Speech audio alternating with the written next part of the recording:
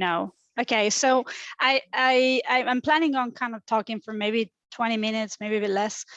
So there's room for questions because I'm unfortunately not going to be able to join the networking session. But if we run out of time for questions, feel free to contact me. I'm the my name on LinkedIn, so it's really easy. So let me walk you through a little bit, what we're doing in terms of artificial intelligence in Nestlé operation, both in manufacturing and supply chain part. So a little bit about Nestlé. I guess like everybody knows the brand, but we've been around for over 150 years with the biggest company in food and beverage in the consumer packaged goods industry, with over 2,000 brands, around 273,000 employees. I'm not counting augmented workforce. Our partners, this is kind of staff. We operate, actually we sell in 186 countries. And we have close to 400 factories. The 376 is actually our factories. Sometimes we have shared factories as well. So if I count all of them, it's a little bit over 400 in 81 of the countries where we sell. And our group sales last year was 84.3 billion Swiss francs, which more or less is like the same in US dollars. And probably the most impressive figure is that every day, day in, day out, we sell 1 billion products. So if we now zoom into our operation, it is a super complex operation, as you can imagine, probably, and it's undergoing a lot of change. So just to paint like a map of the world, we have the world divided in 3 zones, what we call Zone AMS, which is Zone Americas, with 146 factories, EMENA for Europe, Middle East, and then Northern Africa with 133. And then the rest of the world, rest of Africa, Asia, and Oceania with 97 factories. It's worth noting that a significant number of those factories are located in rural areas where we're close to some of our raw products like coffee or cocoa, right? And to the point of undergoing change, we have like massive programs going on to enhance efficiency, so get a lot, structural savings on our operations, increase sustainability. You probably know we have a net zero goal for 2050. In here, we've done a lot of progress in terms of like 98% of our factories have zero waste, for example. 50% of the electricity we use comes from renewable sources, those kinds of initiatives. And finally, digitized operations. This is the piece where I'm going to be focusing on for the rest of the presentations, where we are making lots of changes to make our operation, both in manufacturing and supply chain, more flexible, to be able to be even more consumer-centric and be able to customize at scale, being that the ultimate goal. But the flexibility and the agility, and COVID has shown us, like we knew before, but COVID has kind of showed us that is mandatory. So we do have kind of a vision that's shared across the industry. I don't think I'm going to unveil anything new for the future, which is a factory. We call it, in the program is called Connected Factories in Nestlé. So it's a factory that can detect the defects through the production process, deploy maintenance as predictive to reduce the downtime, respond to real-time changes in demand, validate in terms of quality, that the goods that we're producing are really, higher than our quality standards. And also, this is very important for what I mentioned in terms of customization at scale, reducing the cost of small batch goods. Like we're a mass producer, right? We need to get better at smaller batch goods so we can do this customization at scale, because this is clearly a consumer trend. And finally, it's super important. I mentioned we have 273,000 employees. More than half of them are working factories and distribution centers, right? So it is super important for us to improve employee satisfaction. And one way of doing that is shifting those mundane tasks, repetitive tasks, over to machines, right?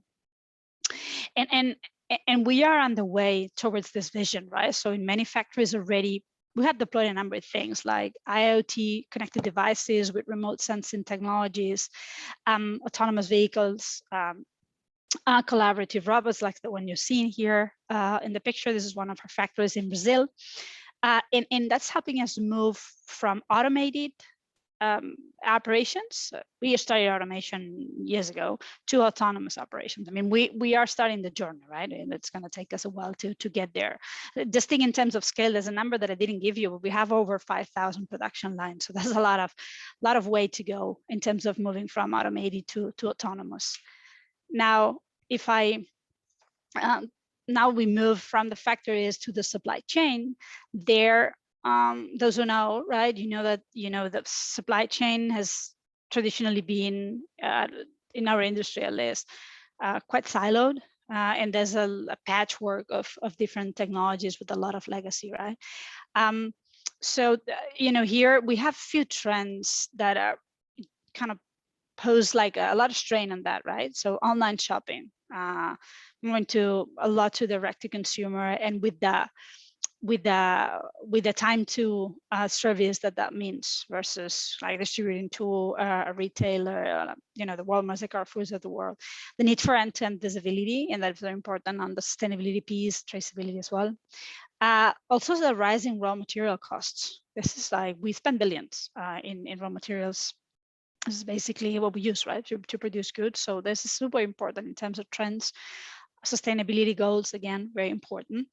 Like, for example, for sustainability, we need to make sure that all our trucks are fully loaded, right? And then shifts in consumer preferences, like more customizations or rapid delivery times. So we are started a few years ago to put artificial intelligence on top of our automation strategy to help us accelerate in automating operations and making them more flexible. The three key application areas that we have are computer vision. I'm going to be showing some examples later on. Prediction and forecasting, and natural language processing. Of course, we have more, but those three stand out by far. And let me stop for a minute to talk a little bit of, I talked about the why and the what we're doing, and this is how we're doing it, right? So we have a strategy program that helps us fulfill our vision. Vision is that to become a cognitive enterprise. I mean, we are a food company, and that we're always going to be, but we also going to become a very cognitive enterprise. By that, I mean, we're going to use unbiased and stick to unbiased, because that's very important for us in our ethical framework. Machine intelligence, that here you can read AI, ML, and we're going to use those capabilities extensively across all businesses and functions to basically do business, right? And that means automating, responding, reacting, deciding, and ultimately delivering value to all our stakeholders, which, by the way, includes society at large, because that's part of the goals of Nestlé. It's to create shared value, right? And doing all of that whilst ensuring augmented shareholder returns. So it's quite an ambitious objective, right? So we have established a program which I lead. So I'm talking to you today in the capacity of AI strategy program lead to help the company get there, right? This is a huge company. It's very decentralized. You've seen the numbers in operation. So what we're doing is we define the corporate directions across the board, in ethics, organization, technology, education, communication, like everything that the company has to do to accelerate and become that vision on the left by 2025.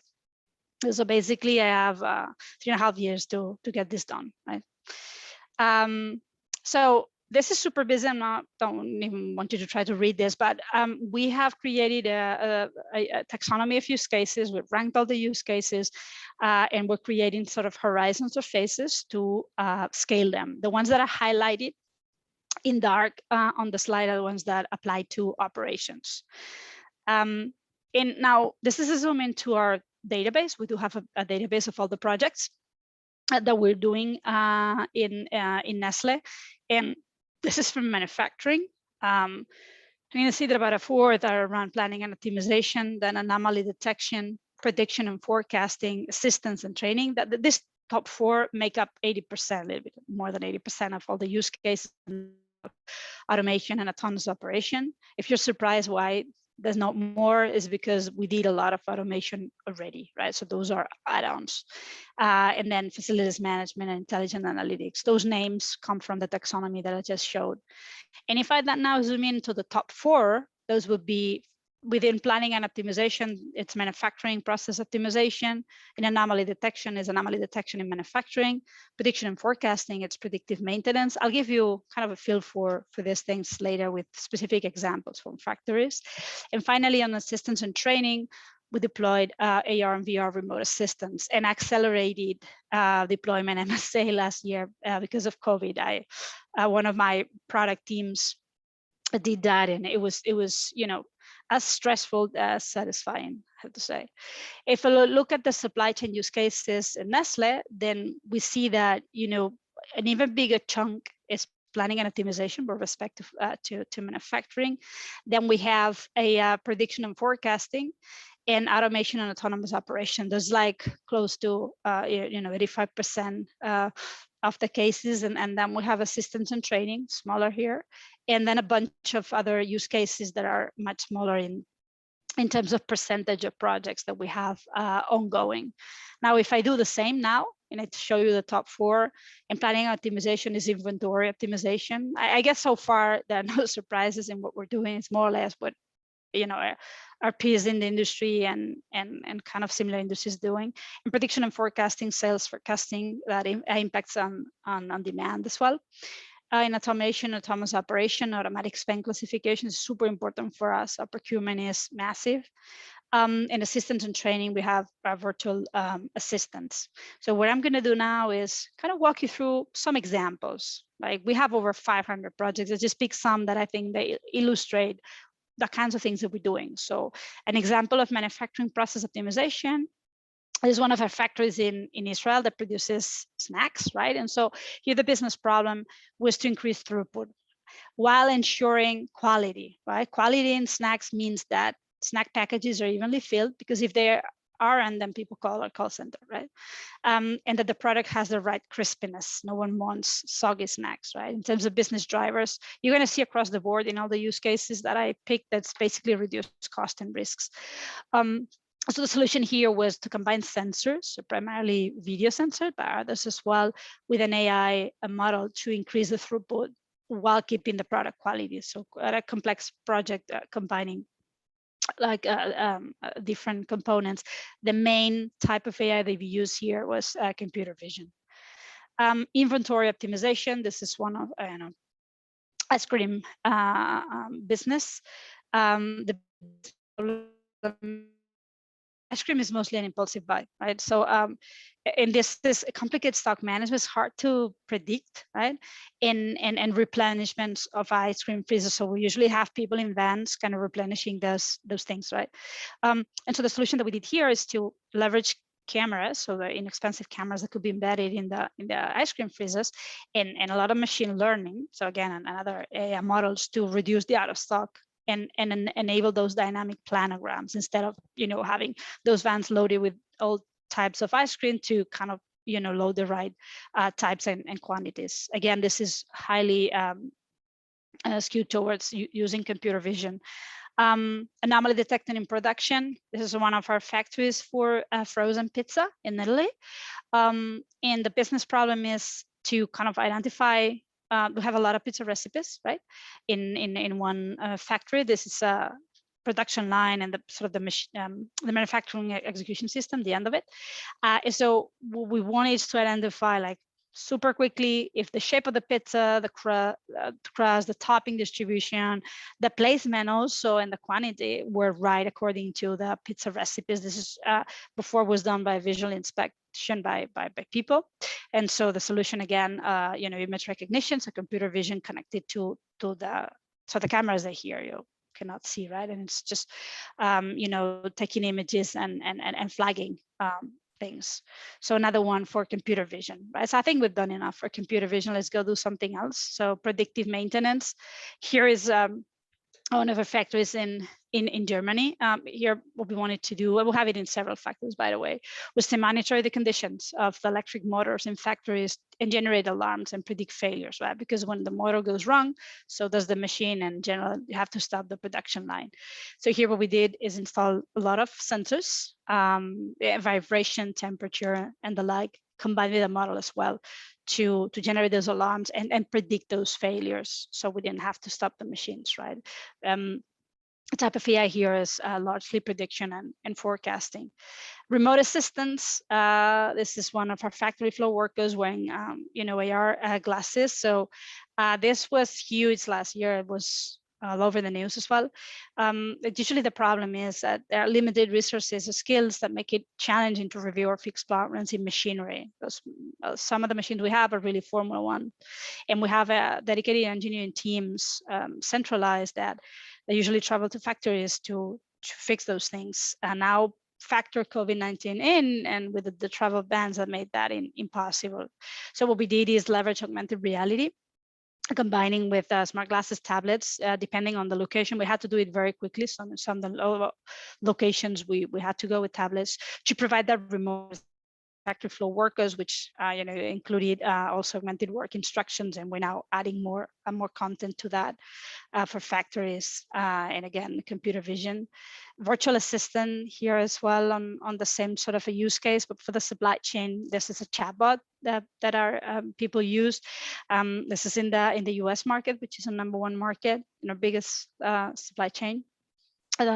Sometimes, because we have so many different systems and suppliers, supply chain employees have a hard time accessing some details. Information is scattered, right? So they need those details of POs in real time, and it was hard to do, and they spent quite some time finding information. So what we did is to build a chatbot for them that actually retrieves that information, so they can't forget of remembering what it is, right? And does that obviously in real time. So as you can imagine, there's a lot of APIs that we had to build as well to do that.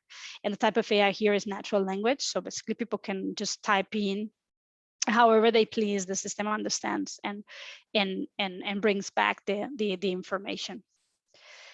So key takeaways is we are largely digitizing operations to basically enhance responsiveness. So all that agility, flexibility that I was talking about is responsiveness. At the end of the day, AI is a key technology for us to make operations cost efficient, flexible, and customer centric. And this is why we're putting so much effort into deploying them. In our main applications are computer vision, prediction and forecasting, and natural language processing as far as operations goes. And in terms of top use cases, in manufacturing, it's process optimization, and supply chain is inventory optimization. So now I'm open for questions. Thank you so much. Thanks a lot for the information. Everybody is happy, so you can read as well, like me, the comments. It's incredible as expected. Now, can you click the chat area to see the questions? Okay. So yeah. Now, so many of them. Let me go. I don't know what. Yeah, I'm scrolling up. Okay. Let's go from down up. Okay. So Salvatore Bonaccorso, are you developing AI internally with data scientists or using third-party services? Can you describe a little more in details? What did you do in practice, example in the, and etc. So you read it. Yeah. So we follow the following philosophy, which we call a sort of AAA. If we can adopt something that's off the shelf, we do. If we cannot, then we try to adapt something. If we cannot adapt either, then we assemble it, which means that we build it. So we have a mixed bag. Some of the machine learning models that we have are very, very custom for us, like the pizza one. But for example, for augmented reality, we leveraged completely. We adopted, and then we created the content. But in terms of the machine learning, it's from third parties that we partner with. How do we assemble things? How do we build them? Yes, we do have teams of data scientists, data engineers, and also other types of experts that we need, like architects, people that understand the business or the function. So we create these teams, people that understand our security and compliance, for example, right? To make sure that what we build is ethical by design, for example. So this is pretty custom on a project by project basis. We're now in the process of creating a framework to standardize how we do that as we're getting ready to do that at scale, right? The examples that I mentioned, they exist in a few factories, except for the remote assistant that's everywhere. And now if we need to scale and put that in 400 factories, then we need clearly a framework and an end-to-end process to scale. And we're working on that to be able to scale even our custom machine learning models, like for example, implementing MLOps across the board. That would be one. Yeah, thanks a lot, Paul. If you can speak, it would be better to ask your question. It's a long question. Absolutely. Thank you very much. Incredibly interesting how you're introducing AI into the manufacturing process. I'm interested in terms of how you're able to engage the shop floor workers. You're creating this incredible amount of information that's going to enhance the way that they work. Are you finding it difficult to engage or provide the information that's a way that they can use it almost immediately? You talked about that you want people to be doing really value-added tasks. I think that sounds fantastic. Yeah, no, we're beginning of the journey. That's actually a great question, and we are working a lot with our colleagues in what we call technical and production, which is the manufacturing, both in the function and the IT supporting the function. And we also have people that specialize in change management and how to deliver, you know, actually change processes. This case is really change management a lot, right? As much as content. So we're working with them to make sure that that's adapted to the ways of working of factories, right? And which are pretty standardized, but also to the culture of the factories. We have a super diverse workforce. So there's no one size fits all. We are doing, you know, for example, for Zone EMENA, you know, certain type of thing, and then Zone AMS, another one, because those factories live in markets that have, you know, their own culture and ways of working. It's a complex thing, but we've done a lot of change management already on other fronts, and we're leveraging on the lessons learned there.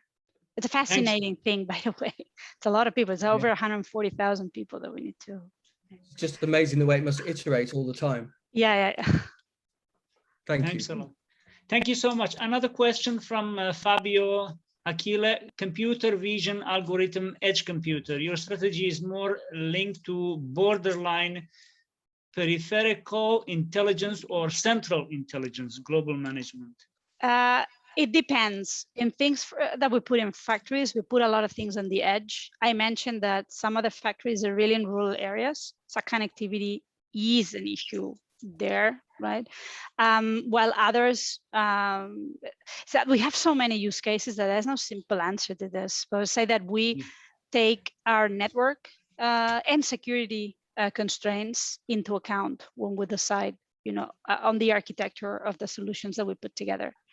And for example, there's also other things like, for example, that we have AI as a service as well from some vendors and service providers of factory machinery, right? And so in a factory, we might have like 5 different vendors and 5 different IoT that then are aggregated. So it's really a complex thing. Thanks a lot. Alex Bolinelli from Hilti Group. I really like the slides and the way you stratify the main topics you are working with. So compliment, thanks. Oh, thank you. Thank you. I like you already. Luke is having a question from Red Zone, really comprehensive. How do your teams integrate the data you're collecting into routines? Is it visualized on the shop floor for direct feedback? This is the end goal. But in some of the cases, we are starting really very text-based, raising alarms, which you might get by text message or by a pop-up. We have workstations and people that are, you know, monitoring them. At the same time, we're building a lot of dashboards. That is also, by the way, a change management in itself, because there, you know, we also need to upskill our people to really deal with data, and some of them are not used to seeing data, like, you know, histograms. So, but sometimes very easy things work wonders, like just getting an alert and say like, hey, you know, this pallet shuttle number, whatever, go check out because there's something. It is really effective. But like the same as the prior question, I really don't like answering it depends, but it really depends on the use case and also on the maturity of the factories we have. For example, I'm based in Barcelona, so 70 miles from where I live. There's one of the most automated factories that we have for Nescafé. In there, it's wonderful. It's like the, you know, Star Trek dashboard, right? But I can also go to Nigeria to one of our factories that's that wouldn't work there, right? We're not there yet in the journey, but they're super skilled with mobile and texting, and they work wonderfully like that. To my point before, we need to adapt to works. And leverage our people. And if our people work better with mobile in Nigeria and they work better with super dashboards in Spain, then we're going to do it that way. Yeah, Luca, you have the mic on. If you have, is the question got your reply? You're okay with that? Fantastic. And I think just a bit of a follow-up question. With the sheer amount of data that's available from the shop floor, and each factory probably wants something different, do you find it quite difficult to standardize, or do you find that people are spending quite a lot of time playing with the data to try and get it to see how they want to see it in the end? Yeah, no, it's a great question. We have hundreds of people working on master data. We have 6 times in average more data than our peers in the industry, which is probably 6 times more problems as well. And so we're very pragmatic, I think, in the way we approach data. So we do have it's a very decentralized company, right? So we give our markets a lot of flexibility. We from global perspective, because more often than not, the great solutions come from, I mean, it's very logical, right? From people closer to the pain point. And we've got tremendous things that are really much simpler than the ones we were thinking in global to operationalize. And so we have a mix. I think we're starting to see some patterns in some use cases that will help us standardize. But what we do is put eggs in different baskets, see what works, see if there are patterns, and then productize. And by the way, I didn't mention that, but we're also moving from a project organization to a product organization. And so this has, it's a fun transformation as well, to kind of go from one-off solutions into, what are the patterns, what is the value proposition? So we are transforming in an n-dimensional universe, like everybody else, I guess. A pragmatic approach. I like it. Yeah. I mean, that's why I call we're pragmatic AI, maybe not the most advanced, but I think you get to scale when you're really pragmatic and understand your strengths, which is our diversity and our pragmatism, and your weaknesses as well, which is we are not a technology company. So we need to be very wise into what we do and who we partner with. Mm-hmm. Maybe may I ask a question from pragmatic point of view? How do you structure your team? Because it seems a very complicated structure, very spread structure over different countries and continents. For what do you mean, in terms of IT? Or no, in terms of your data science team, the engineering team, whole organization. Yeah, I don't think we have a magical solution. So we have in the biggest markets, and our biggest brands are considered the market as well. So if I think Nespresso, it's the market, although it's a global brand that we sell everywhere. So think the US, Greater China, Nespresso, Purina, those we do have dedicated teams that are sitting with the business, because it's a numbers game at the end of the day, right? And for those brands or markets that are smaller, we have centralized teams. For example, we have a center of excellence in analytics, because not everybody can afford having their own analytics team, but the US can, and Purina can, and Espresso can. And so we combine that, and we're setting up communities of practice. So all those data scientists and data engineers, they share what they learn. Is it a super streamlined process? No, but there's also great things happening when something is not super streamlined. So there's a bit of a mess, but there's also a lot of pockets of opportunity when people try things differently, and then we see that and say like, oh, your approach is better. So yes, and you build on top of that. Thanks. Like if any of you has found a magic solution, let me know. Okay, thanks a lot. I'm sorry, we are running out of time. I sent a link here